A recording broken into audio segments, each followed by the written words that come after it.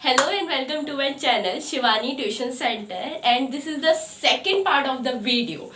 हमने किया था लोकतंत्र व्यवस्था का संकट, जो कि हमारा फर्स्ट पार्ट था। उसमें हमने कवर किया था आपातकाल क्या होता है, और उस आपातकाल लगाते समय जब इंदिरा गांधी ने आपातकाल लगाया था तो सामाजिक स्थितियां कैसी थी और आर्थिक स्थितियां कैसी थी। और सेकंड पार्ट में हम पढ़ेंगे कि आपातकाल कैसे लगाया गया और दूसरा मुद्दा मतलब दूसरा कारण क्या था। चलिए, ये सब देखते हुए इंदिरा गांधी को एक बात समझ में आ गई कि जो भी विपक्षी दल है वो उनके सरकार के खिलाफ नहीं है, उनके खिलाफ है। वो इंदिरा गांधी को सत्ता पे से हटाना चाहते हैं। पर इंदिरा गांधी भी वो प्रधानमंत्री का पद नहीं छोड़ना चाहते थे। उनके लिए प्रधानमंत्री का पद एक मुख्य पद था और वो किसी पे विश्वास नहीं कर रही थी। वो ये नहीं देख रही थी कि मैं किसी और को भी ये पद दे देती हूँ थोड़े समय के लिए। उन्हें लग रहा था कि प्रधानमंत्री के पद पे जो भी बैठ जाएगा वो इस लालसा को छोड़ नहीं पाएगा। चलिए देखते हैं दूसरा पक्ष। दूसरा पक्ष क्या है? ये है विशेषज्ञों और विपक्षी दलों का पक्ष। उनका मानना है कि यही जो मेन मुद्दा था, मेन जो कारण था वो यही था। क्या था वो पढ़ना जरूरी है। देखते हैं क्या था। किसके साथ संघर्ष चल रहा था? न्यायपालिका से संघर्ष। न्यायपालिका के साथ जो प्रधानमंत्री इंदिरा गांधी थी उनका संघर्ष चल रहा था। देखिए, हमारे मेजरली 3 ग्रुप्स हैं जो स्तंभ माने जाते हैं: कार्यपालिका, न्यायपालिका और विधायिका। कार्यपालिका और विधायिका को न्यायपालिका से अलग रखा जाता है। क्यों अलग रखा जाता है? क्योंकि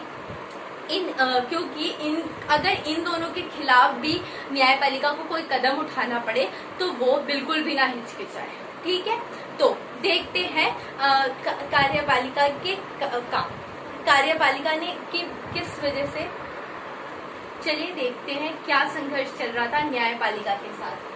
1973 में केशवनंद भारती मुकदमा चल रहा था। केशवनंद भारती के तहत इसमें क्या हुआ था कि हमारे एक मौलिक अधिकार को हटा दिया गया था। कौन सा अधिकार? संपत्ति का अधिकार। संपत्ति के अधिकार को हटा दिया गया था। तो इसमें 3 सवाल उठे थे। जब इसके तहत मुकदमा दायर हुआ तो 3 सवाल उन्होंने न्यायपालिका से पूछे थे। क्या पूछा था कि क्या संसद मौलिक अधिकारों में कटौती कर सकती है? तो वो न्यायपालिका ने बोला नहीं कर सकती। दूसरा कि क्या न्यायपालिका संविधान में से जो था हमारा मौलिक अधिकार, संपत्ति का अधिकार को हटा सकती थी? तो संसद ने बोला नहीं हटा सकती थी। पर संसद ने क्या रीजन दिया था? संसद ने रीजन दिया था कि हम जो नीति निर्देशक तत्व को प्रभावी बनाने के लिए जो संपत्ति का अधिकार था उसको हटाना चाहता है। तो उस पे भी न्यायपालिका ने बोला कि आप ऐसा नहीं कर सकते थे कि आप जो मूलभूत ढांचा है संविधान का उसको नहीं बदल सकते। मूलभूत ढांचे का मतलब है कि एक कण होता है संविधान का जिसके साथ बिल्कुल छेड़छाड़ नहीं करनी चाहिए की जा सकती, वही है मौलिक अधिकार। आप ऐसे में नहीं कर सकते थे। तो न्यायपालिका और सरकार, उस समय की सरकार में ये जो था ना, एक तरीके का जंग से छिड़ गई थी उस समय कि आप ऐसा नहीं कर सकते, आपने ऐसा क्यों किया। उसके खिलाफ मुकदमे भी चल सकते थे। तो अब इंदिरा गांधी ने क्या खेल खेला वो देखते हैं। क्या हुआ? इंदिरा गांधी न्यायपालिका का जो हेड होते हैं, जो उच्चतम न्यायालय के मुख्याधीश होते हैं, अगर उन्होंने सोचा क्यों ना उसी पद पे अपना ही बंदा बैठा दिया जाए तो न्यायपालिका हमारे खिलाफ बोलेगी कैसे, है ना। तो उन्होंने क्या किया, जो उस समय अभी तक प्रथा क्या चली आ रही थी न्यायाधीश को चुनने की उच्चतम न्यायालय की, वो था कि जो मुख्य न्यायाधीश होगा वहाँ का, जो वहाँ उसमें से चुना जाएगा। उसमें 3 थे। तीनों को दरकिनार करते हुए इंदिरा गांधी ने अपने मनपसंद का उच्चतम न्यायालय का क्या किया, सुप्रीम कोर्ट का लीडर चुन लिया। उन्होंने किसको चुन लिया था? ए एन रे को सुप्रीम कोर्ट का मुख्य न्यायाधीश चुन लिया गया। AN repo. जबकि जो उम्मीदवार थे, 3 उम्मीदवार थे, उनको दरकिनार कर दिया गया, जो कि एक सही तरीका था उन तीनों में से चुनने का। उनको हटा के अपना बंदा बैठा दिया AN राय। ठीक, एक तो ये हो गया केशव नंद भारती, जो जिससे कि न्यायपालिका से उनका क्या चलने लग गया, संघर्ष चलने लग गया। अब क्या हुआ, जब 71 में चुनाव हुए तो इंदिरा गांधी रायबरेली से लड़ रही थी। आपको जैसे कि पता ही होगा कि कांग्रेस का जो रायबरेली है वो गांधी परिवार का गढ़ माना जाता है। तो इंदिरा गांधी ने रायबरेली से चुनाव लड़े और वो वहां से जीत भी गई। तो वहां के विपक्ष नेता ने उन पर क्या किया, उन पर मुकदमा कर दिया। ये कहा गया कि उन्होंने सरकारी मशीनरी का इस्तेमाल किया है। सरकारी मशीनरी का इस्तेमाल करने से यहाँ पे ये तात्पर्य है कि उन्होंने सरकारी सामान का अपने प्रचार के लिए यूज किया है। एग्जाम्पल के लिए जो दिल्ली में चल रही थी गाड़ियां सरकार के लिए यूज के लिए जो चल रही थी, वो उन्होंने बरेली तक वहां पे गई और उसमें चुनाव प्रचार में इस्तेमाल किया। आई बात समझ में? तो इस तरीके से उन्होंने सरकारी मशीनरी का इस्तेमाल किया। और उन्होंने दूसरा आरोप ये लगाया कि उन्होंने जो है चोरी की है। चोरी मतलब एक कि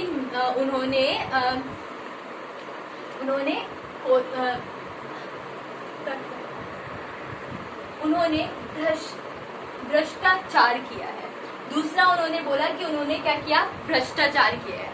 ठीक है, तो ये क्या हुआ, उन्होंने 2 चीजें बोली। एक तो उन्होंने सरकारी मशीनरी का इस्तेमाल किया, दूसरा क्या किया, उन्होंने भ्रष्टाचार किया। तो इसकी वजह से उन्होंने मुकदमा कह दिया किसपे, इलाहाबाद न्यायालय में ये मुकदमा गया। और वहाँ के जो जज थे, वहाँ के मुख्य जज जो थे जगमोहन लाल सिन्हा ने 12 जून 1975, ये डेट बहुत इंपॉर्टेंट है, 12 जून 1945 इंदिरा गांधी के खिलाफ अपना न्याय दे दिया। उन्होंने कहा कि आपने ये प्रूफ है कि आपने सरकारी मशीनरी का इस्तेमाल किया है, तो हम आपका जो है ये रद्द करते हैं, आपका स्थान ये जहाँ से जो जीते हैं आप वो रद्द करते हैं। और क्या कहा कि आपको जल्द से जल्द प्रधानमंत्री के पद से इस्तीफा देना पड़ेगा। ठीक, उसके कुछ दिनों बाद ही जो इंदिरा गांधी थे, उन्होंने जो ये उच्च न्यायालय का जो फैसला था उसको क्या कर दी, चुनौती दे दी। कहाँ, उच्चतम न्यायालय में। कहाँ पे दे दी, उच्चतम न्यायालय में। उच्चतम न्यायालय में क्या दे दी, चुनौती दे दी। तो उच्चतम न्यायालय में जब ये फैसला गया तो वहां पर ये निर्णय लिया गया, उसने निर्णय लिया कि इंदिरा गांधी, अब उन्होंने थोड़ी सी राहत दी इंदिरा गांधी को और उनसे कहा गया कि आप अपने प्रधानमंत्री पद पर तो बनी रहेंगी, जब तक ये फैसला हम उच्च न्यायालय में चलता रहेगा तब तक आप अपने पद पे तो बनी रहेंगी, पर आप संसद की किसी भी गतिविधि में सम्मिलित नहीं हो सकती। ठीक है, तो इंदिरा गांधी को ये समझ में आ गया कि अब अगर मैं किसी भी संसद की गतिविधि में सम्मिलित नहीं होंगी तो मेरी पावर तो कुछ नहीं है, कुछ भी नहीं कर सकती मैं। तो क्या कर सकते हैं, क्या होगा अब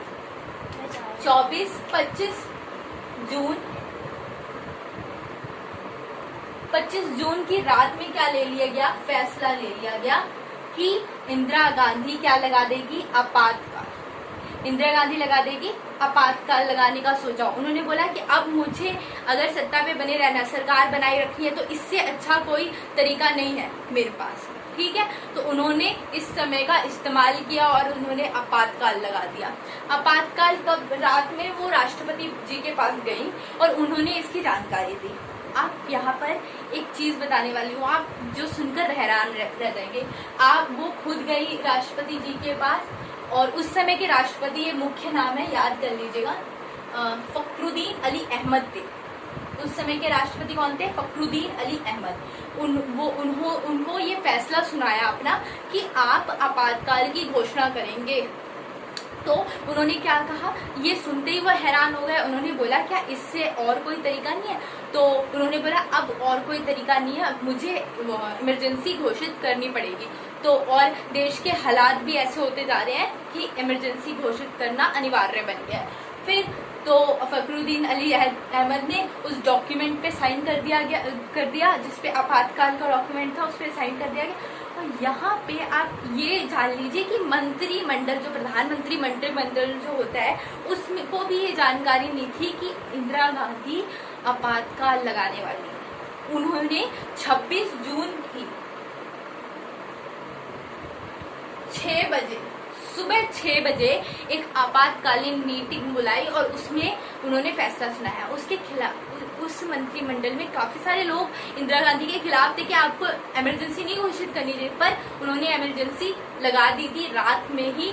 कब 25 जो रात थी 26 जून की, उसी रात में उन्होंने आपातकाल लगा दिया था और उन्होंने सुबह जानकारी दी उल्टा मंत्रिमंडल को। और संविधान में ये लिखा हुआ है कि मंत्रिमंडल, जब तक मंत्रिमंडल की सहमति ना हो तब तक प्रधानमंत्री आपातकाल नहीं लगवा सकता। और सुबह उन्होंने रेडियो पे आकर ये घोषणा की कि देश भर में आपातकाल लग गया है और उसी रात लाखों गिरफ्तारियां हो चुकी थी। ये हम पढ़ेंगे अगले वीडियो में।